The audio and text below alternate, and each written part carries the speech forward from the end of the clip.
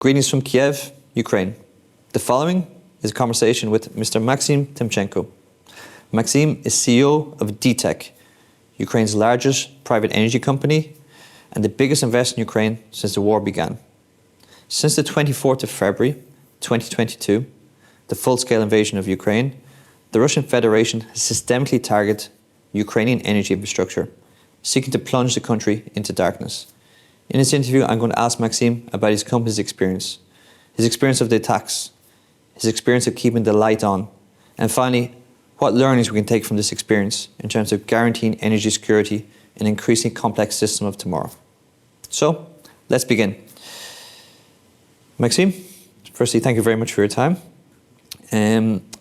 Before I worked in energy and public affairs, I was a journalist, and I've interviewed a lot of people, but I've never interviewed anyone from a bunker before. So if we can begin, can you just describe a bit the location? So it's something that we're proud of. And the reality of our life is that we sit in here and proudly saying that we have the best bomb shelter in Kyiv. Okay. And that's for important reason, because we are part of critical infrastructure. And for me, extremely important that people working in the tech, and especially here where we run the whole company, feel safe and feel comfortable. Sometimes our people spend hours, full day, staying here in bomb shelter, but we have full autonomy, all the systems, and we are operational in a way so that we can keep control over everything happening with our production facilities, power stations, substations, power distribution companies, everything what is in part of the tech. Okay, thank you. So I'm going to begin by asking you just first to introduce yourself and your company. So I am Maxim Timchenko, CEO of the tech since 2005, since beginning of our journey, and this year we'll celebrate 20th anniversary.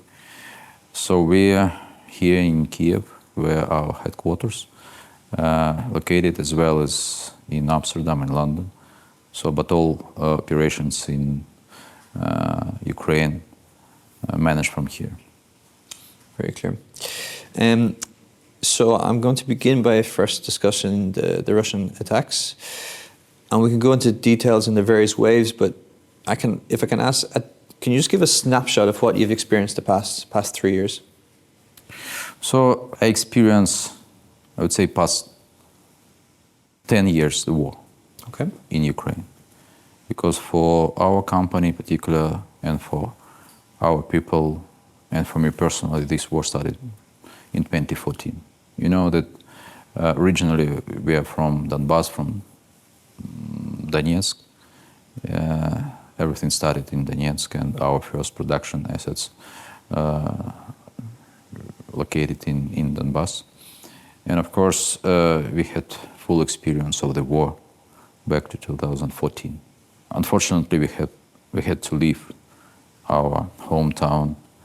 We lost significant part of our asset base, started from Crimea, where we run the largest Crimean power distribution company, as well as coal mines, power stations, power grid in Donbass region.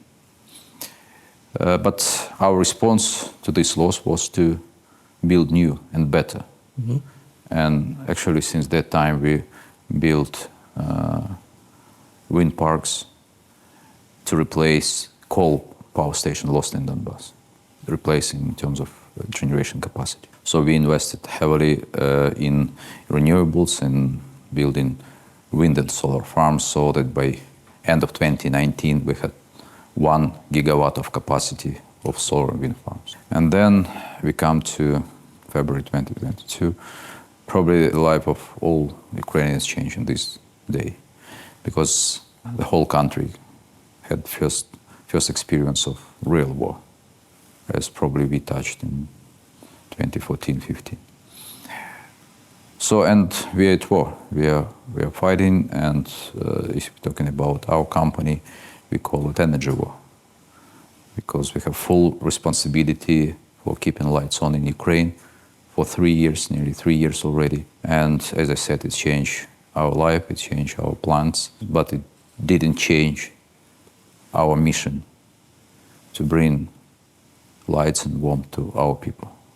And especially now, this mission become so important that the whole country wants us to be operational and deliver this mission. Okay, very clear. So if I go back to the first stages of the war, was there any indications that a full-scale invasion was coming from an energy perspective? And secondly, you made a very kind of crucial decision to say we want to connect to the European grid. At the time, you were synchronized with the Russian grid. Can I ask you to give some background to that decision and what it has brought you in terms of energy security? No, that's one of the most important decisions, not only to save our energy system during the war, but also for the future of Ukraine and Ukrainian energy sector. We spent about 10 years to do all preparations to synchronize with European energy system. And it was planned to do in, if I don't forget, about 24, 25. And then I think it's very symbolic that on 24th of February, we disconnected from Russian and Belarusian energy systems for so-called isolated mode test. So basically, it's supposed to be for 3 days just to check how our system can operate in isolation, how sustainable, how we can cope with this regime. And it turned to be that we disconnected forever. It's my strong opinion. And for 3 weeks, so these 3 days turned to be 3 weeks under war conditions, our energy system doing everything not to collapse. And at the same time, I think, second or third day of invasion, I've been asked from our European colleague, what can be the most important for you from our side? What kind of support you want to receive? And one of our responses was, let's accelerate synchronization. At that time, probably nobody believed that it's possible to do shorter than planned period of time. And I'm very much thankful to everybody who were participating in the process, so that it took only 3 weeks that our system synchronized on 16th March 2022, with great support of European politicians, European energy authorities in DTEK, our partners from United States, and of course, all people working in Ukrainian energy companies, starting from transmission system operator Ukrenergo and all other participants of the market. And we've done it. So, and it improved our energy security significantly, especially in this critical time when full-scale invasion just started. Clear, and to put in the context, something like this usually takes a number of years, and you managed to do it in 3 weeks.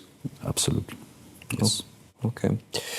If I fast forward now, we have the first stage of the war, and then I think it was in October 2022 that we see a change of Russian tactics. We start to see a systemic bombing or missile strikes on the electricity system.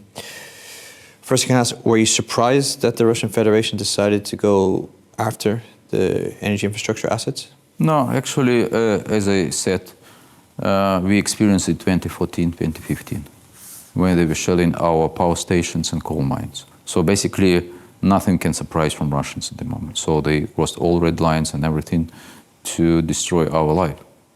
And even full-scale invasion for us started 2 days earlier, when they attacked one of our power stations, Lugansk thermal power station, and it was in fire on 22nd of February.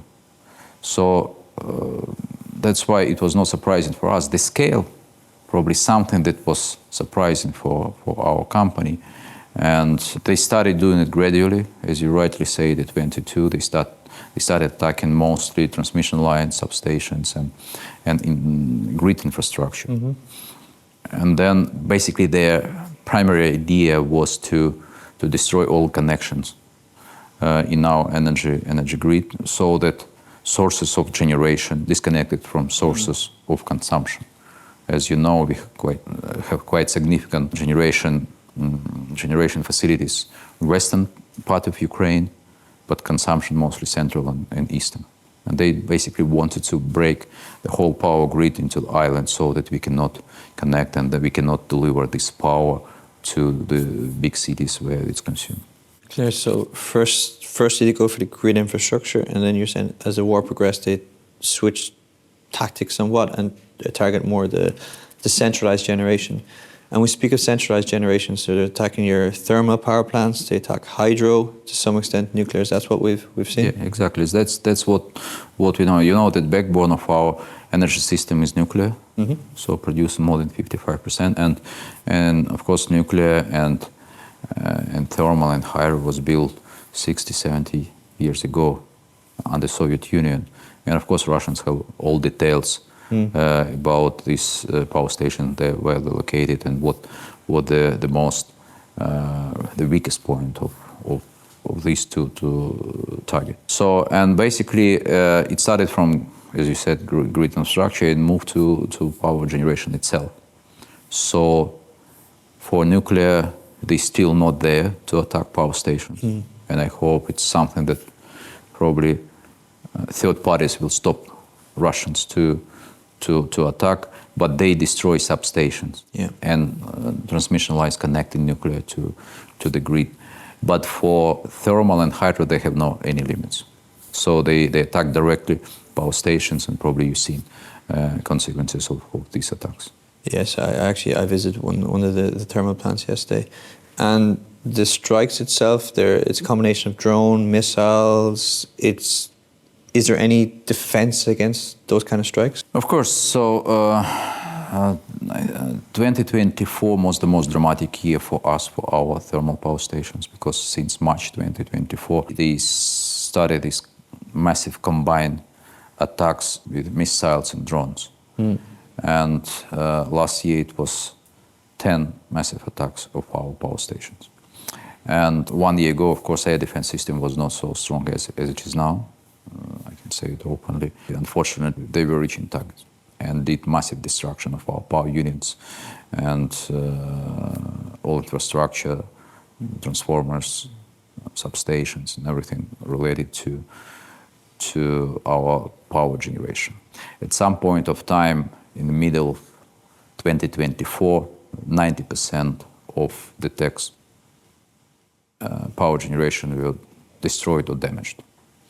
So, and it was a result of only 3 months of these attacks, which were on a regular basis. Every 2-3 weeks, they attack in our power station. Air defense was not enough to protect us. Okay, so there's not enough air defense to stop all the attacks? Yes, absolutely. So, but that time it was 3, 4, 5 missiles targeted on one power station. And unfortunately, they managed to bring all this destruction. Today, the recent attack was a massive attack, I would say, 25th of December. Yeah, Christmas Day. And it was primarily against us, the DTEK's power stations. And it was not 3, 4, it was 10, 12 missiles and drones at the same time to each power station. And only because of air defense system, air defense forces, we managed to restore this power station quite limited period of time. Otherwise, if it would be in the position of March 24 in terms of air defense, that for me it's difficult to say what would be happening. Okay. And you said at one stage 90% of capacity was taken offline. Councillor, what has been the impact in terms of citizens, in terms of morale? How have people reacted to this? I think the first shock for our people was in November 23, 23rd November 2022, when they attacked substations, and almost all our nuclear power station was of the grid and most of thermal generation.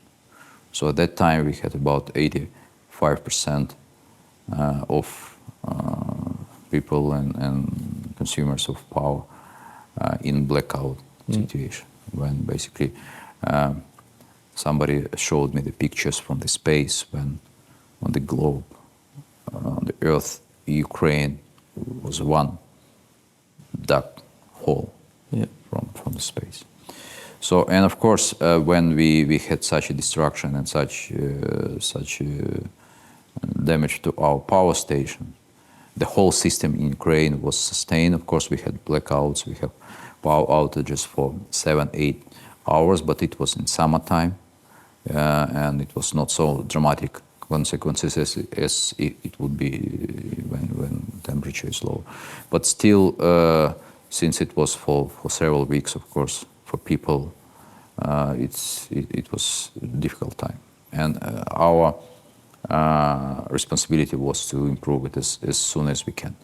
So, and of course, talking about our people working at power station, of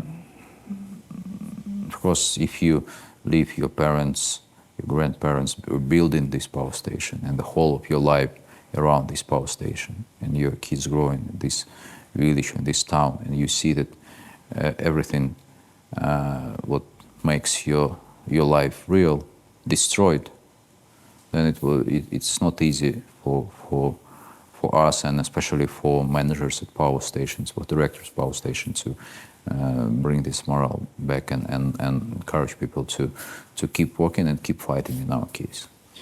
So you have the, I think it's referred to as the fight for light, which is the campaign to have access to the basic need of electricity. And you've been quite successful at restoring relatively fast infrastructure and electricity. And my understanding is a lot of your employees have been very brave. They've been out there in the front lines restoring this. Can you just elaborate a bit on what they've experienced? No, that's what we can do if we bring all people together and bring joint efforts.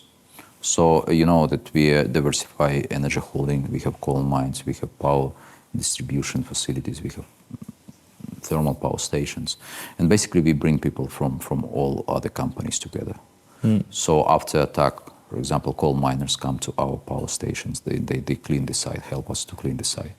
Then engineers coming from power distribution companies, they bring to reconnect back to the grid.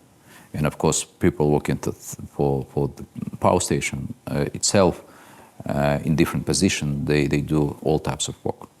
And you know, hundreds of people come to director of power stations and offering their help, so that they see that power station is alive again. Of course, since we have fleet of power stations, we move equipment from one to other parts. So if the most destroyed part of equipment is transformers. Okay. So we bring it from one to other. So in summer, in July, August 2024, we had to dismantle one of our power stations located on the eastern border of Ukraine, and we spent three months to bring movable pieces of equipment, including large auto transformers, huge hundreds of tons, through the whole country to other power stations. And it was very, very complex logistical task, and also requires a lot of creativity from our people to manage it. And basically, the fact that we brought all this equipment helped us a lot in preparation for this winter. Unfortunately, now this power station is occupied, and it was important, smart decision from our people to do this. Okay, you touched upon it a little bit earlier, but as a company, you seem to be investing very heavily in decentralized generation, wind and solar. Obviously, there's a climate implications behind that, but I imagine there's also a secure supply aspect as well. Why, as a company, are you kind of coming to the conclusion that investing in decentralized generation and batteries is the way forward to ensure the lights stay on? I think it's first time when people started talking about decentralized generation, like wind parks and solar parks, in context of physical energy security. It was always connected to green transition and decarbonization, climate change, but probably it was not so widely known as a more resilient source of power. And now, unfortunately, we have our own experience.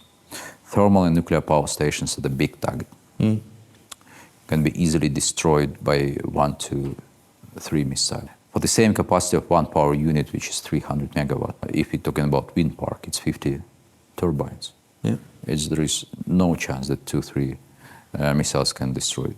If you're talking about solar, we can compare in summertime. Russians attack not only thermal power station, but also two of our solar parks. And for us to restore full 400 megawatt capacity took only 7 days. Okay.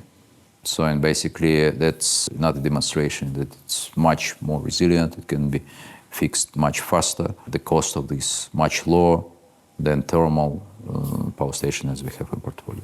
That's why our message from the beginning of full-scale innovation was, let's create all conditions to build more renewable park. And one of our wind parks we planned in 2021, and we started this project called DTEK Wind Park, 500 megawatt of capacity. And we started the construction phase end of 21. In February 22, of course, we had to suspend this work, and our probably all foreign contractors left Ukraine because of security, and for other reasons we had to suspend. But it only took 3 months for us to make decision to restore construction works. And we built so-called first phase of DTEK Wind Park and commissioned in 2023. Basically, it was the first wind park built in so-called war zone or war condition. And that's one of the most important source of power supply in south part of Ukraine. So now it's our own experience, and it's not just theory we bring into general public. We're saying that building more decentralized generation will bring not only a lot of contribution to decarbonization of the industry, but also it's much more resilient, and especially in such situation, it can be restored much quicker than any others. Okay, that's very clear.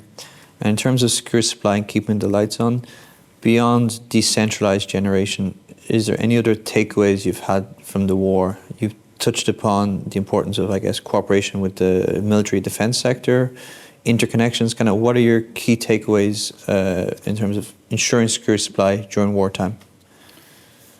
Of course, during wartime, you have to be and if you work in critical infrastructure like us, you have been in full contact with air defense forces. So the director of each of our power stations have direct contact, and we help each other. So we understand what are the systems, we help them from the moment of installation. We coordinate, especially during the strike. So you know that we are informed that missiles is launched, and we have some time, first of all, to ensure that all our people in safe conditions, safe places, and also coordinate with air defense. So, and of course we help as much as we can. Number one is full coordination, understanding. And we started in 22 when, together with our Ministry of Defense, we identified the most critical part of infrastructure, telling specifics of our industry.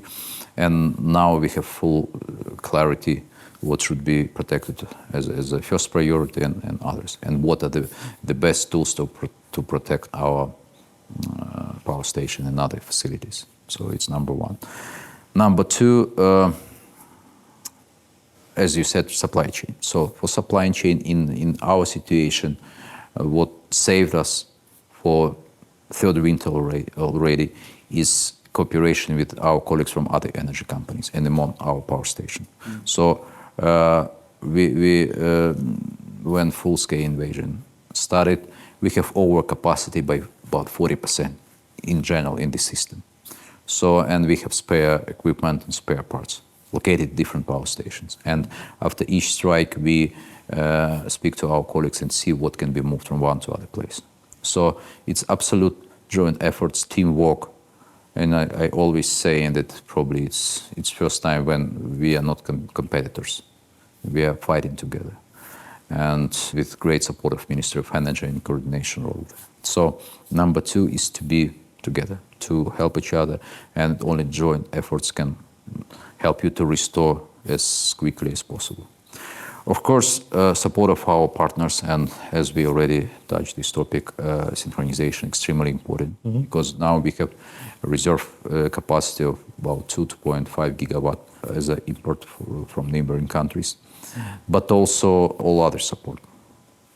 So what we've done, send our people together with representative Minister of Energy to different countries to see the commissioning thermal power stations, to see what equipment can be taken back to Ukraine, especially from those power stations built on the same technology 40, 50, 60 years ago. And we had some supply.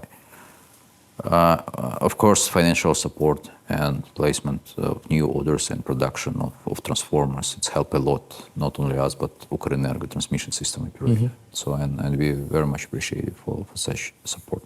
So partnership, working together, is extremely, extremely important. Okay.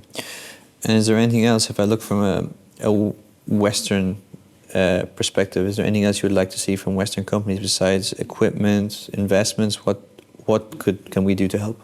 Probably my message will be not to particular companies, but to the whole European continent, the European Union.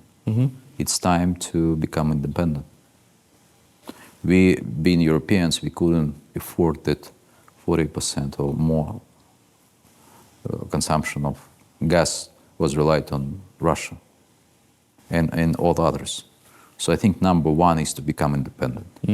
Europe should become energy independent and make as much diversification as possible, sources of supply, gas, oil, and electricity. In our case, when Ukraine is not yet member of European Union, but with all our potential and all our experience, we can be one of the major supply of clean energy to European Union. So I think that's lesson I hope that everybody learn already, number one. And of course, building more renewables can provide this independence, so that this is technology which can not only do carbonization, perform decarbonization plans, but also provide this independence to European continent in terms of power supply.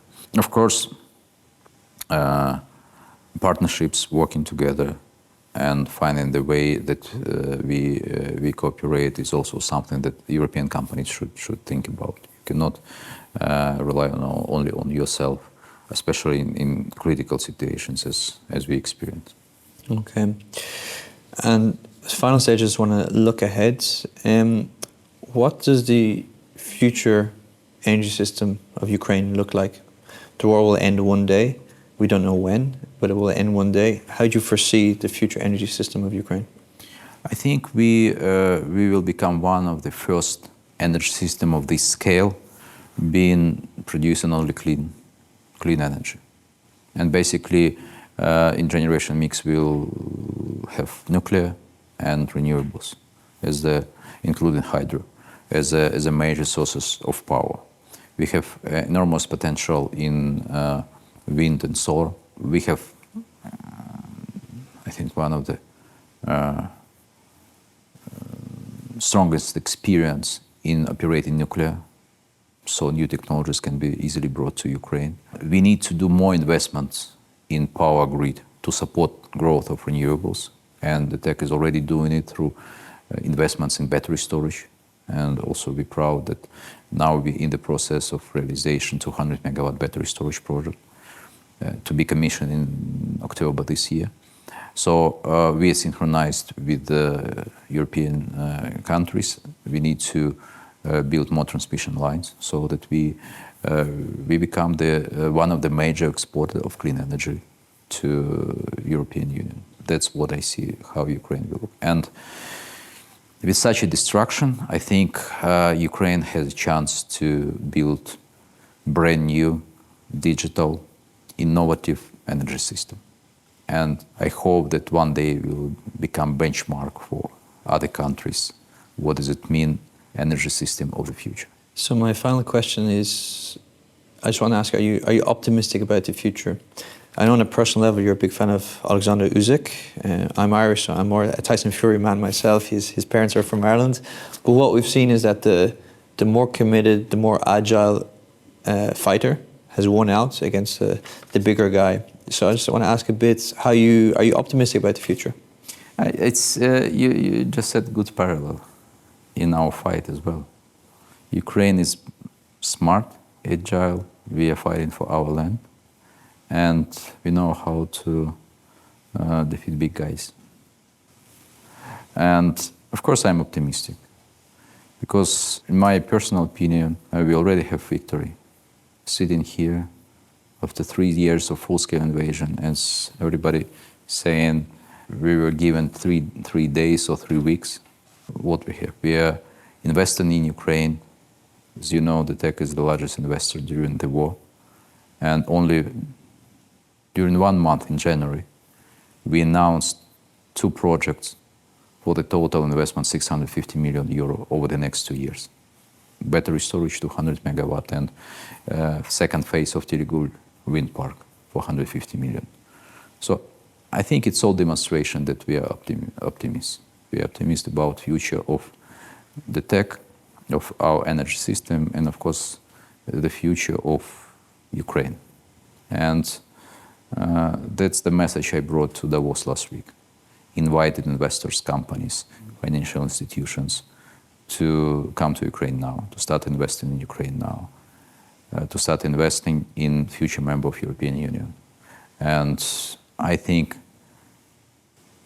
from investors' perspective, first mover advantage will be with them if they start doing it now. Clear. Mr. Maxim Timchenko, I'd like to thank you very much for your time, and I'd also like to wish you and Ukrainian people best of luck both in your fight for light and also your broader fight for the future independence of your country. Thank you very much. Very much. Thank you. Pleasure.